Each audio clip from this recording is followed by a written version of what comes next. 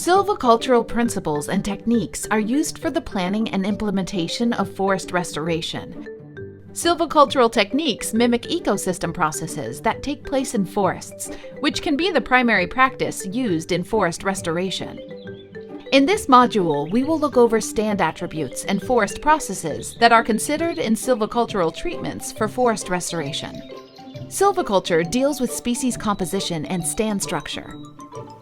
This module will cover environmental factors, target conditions, species selection, stand structure, stand development, stand dynamics, and regeneration techniques.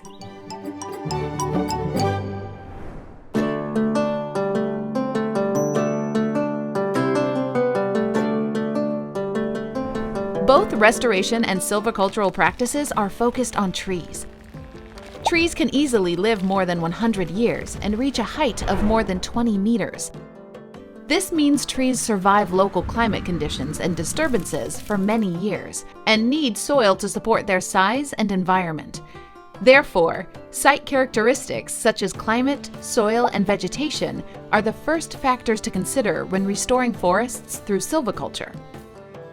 Species selection and restoration goals are determined based on site characteristics, including environmental factors in regional planning.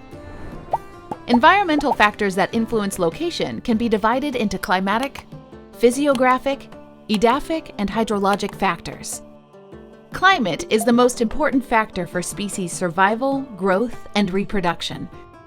Temperature and precipitation are the two most critical climatic factors. Wind and other microenvironments should also be considered. Microenvironment factors include stand-like conditions, evaporative stress, and available soil moisture at the site. Physiographic factors include landform, elevation, aspect, slope, etc. Soil determines growth potential. Physical soil properties such as soil depth, texture, bulk, density, soil chemical properties, and biological properties affect soil fertility and tree growth. The site's disturbance regime is also carefully considered during forest restoration. Common types of disturbance in forests include wildfire and soil erosion. Current or potential presence of animals, insects, and pests are also carefully considered. For example, gophers, deer, bears, spruce-tip weevil, or mistletoe may hinder tree regeneration and growth. These environmental factors are covered in detail in the following modules. Forest restoration aims to restore native species in the site. Forest restoration promotes the establishment and growth of certain species while suppressing the growth of others. While restoring, natural forests and species in adjacent stands should be considered for use of restoration as reference.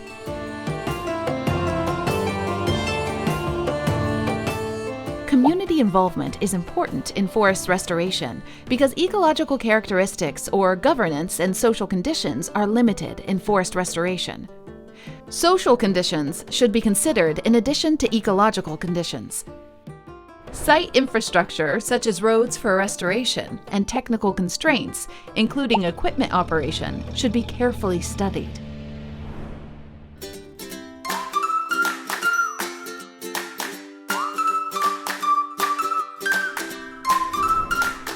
There are different spatial scales in forest restoration. Local climate covers the regional scale. Soil and vegetation are considered at the stand level. Therefore, different specific scales can be considered in restoration. Site productivity changes from landscape to landscape. Each stand has different productivity across the landscape, requiring different restoration plans based on stand characteristics. Disturbance changes from landscape to landscape, resulting in different stand conditions across landscapes. Restoration planning starts from landscape level, then narrowed down to meso and micro scales at stand level. Each stand can be integrated, providing diverse functions across the landscape. Temporal extent within landscapes can also be considered.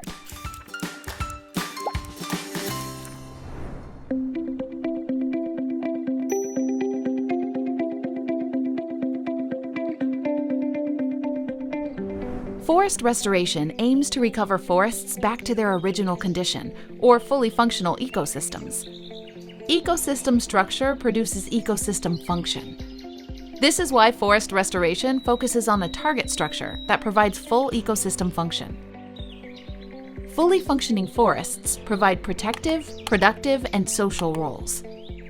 Protective role includes protection from soil erosion, provision of water and habitat, and improvement of water quality. Productive role includes the production of timber, food, and wildlife. Social role includes forests providing jobs, a place for recreation and physical activities, and aesthetic effect. For target conditions, species composition, constitution, and stand structure are planned.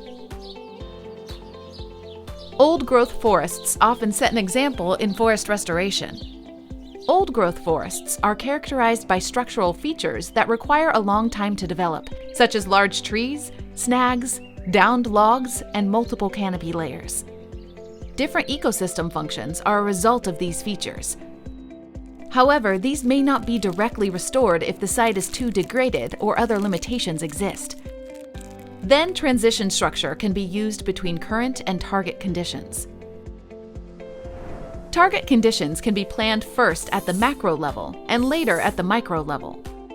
At the macro level, species composition, stand age structure, spatial heterogeneity of stands, and edges of each stand can be planned over the landscape. Micro-level approach considers each stand's microstructure that provides habitat and controls the microenvironment. The density of snag and logs, stand vertical structure, and the distribution of special species are considered at micro-level.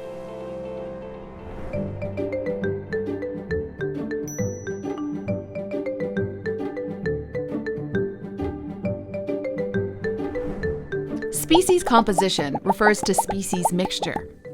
Species distribute on-site, where they have competitive abilities. Species composition changes with stand development and environmental change within the stand. Species adaptation to the site should be the primary consideration, although stakeholders' favor also influences species selection. It is also desirable to consider the species' tolerance for drought, shade, insect, pest, and diseases because the degraded sites may be a harsh environment.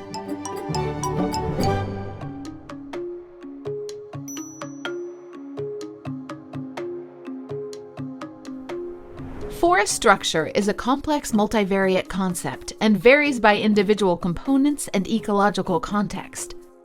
Forest structure can be described as the vertical and horizontal distribution, density, and spatial arrangement of live and dead trees and understory vegetation.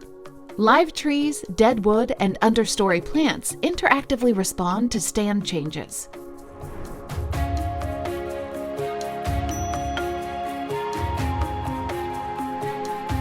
Stand development refers to changes in stand structure with time within stand dynamics.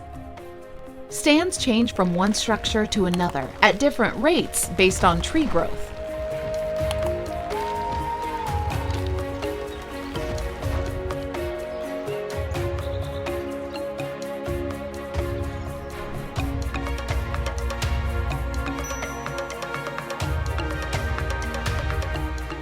Stand dynamics refers to changes in forest stand structure with time, including stand behavior during and after disturbances.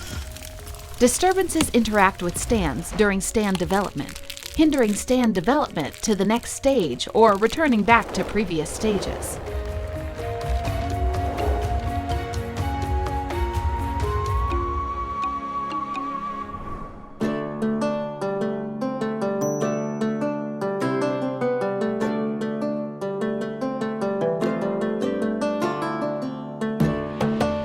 Regeneration practices reintroduce trees in degraded or destructed sites with open spaces. Site preparation includes treatment of the forest floor and removal of competing vegetation for target species. Natural regeneration or artificial regeneration is determined. Planting or direct seeding can be applied based on site conditions and target species. Site condition and species also determine planting density, spatial arrangement of trees, and the way to mix species in space. After regeneration, tending practices should be followed. Release treatments including weeding, cleaning, and liberation are conducted in the young stage. After canopy closure, thinning is applied.